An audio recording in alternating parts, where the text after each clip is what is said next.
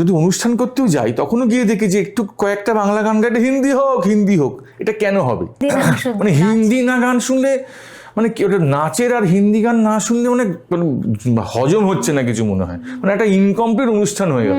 সবই দরকার আছে। আমরা যদি 80-90 বাংলা গান গাই, 10 হিন্দি গান গাইলাম, কিন্তু আমি প্রথম থেকে কেন হিন্দি গান গাইবো? আজকে একটা বাংলা মিডিয়াম স্কুল নেই, সঠিক, সব ইংরেজি কথা বলছে, হিন্দি কথা বেশি বলছে। হ্যাঁ, বাংলা এই যে বলে বাংলা সিনেমার পাশে দাঁড়ান, হ্যাঁ, কি করে বাংলা সিনেমার পাশে দাঁড়াবে? তার তো ভাষাটাই বোঝে না, তার গান শোনার অভ্যেসটাই বা কি করে তৈরি হবে যদি শিক্ষার জায়গাটাই এই যে বাড়িতে বাংলা কথা বলার যে অভ্যেসটাই যদি তৈরি না হয়।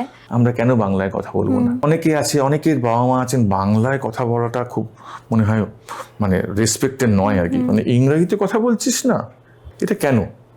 আমরা বাংলারই আমাদের সাবজেক্ট, বাংলা গান, বাংলা সাহিত্য, বাংলা ভাষা। ইনফ্যাক্ট প্রফুল্লচন্দ্র রায় বলেছিলেন বাংলা ভাষায় বিজ্ঞান চর্চা করতে। এটাই তো আমরা করছি না, আমরা সরে যাচ্ছি বড্ড। আর এগুলো জোর করে হলো কিছু কিছু জিনিস জোর করে করাতে হয়। শুনবে না মানে তুমি প্রথমে সকালবেলা 2 ঘন্টা বাংলা গান শোনো। নতুন নতুন মজার আড্ডার জন্য সাবস্ক্রাইব করুন let's talk with Meghla. Let's talk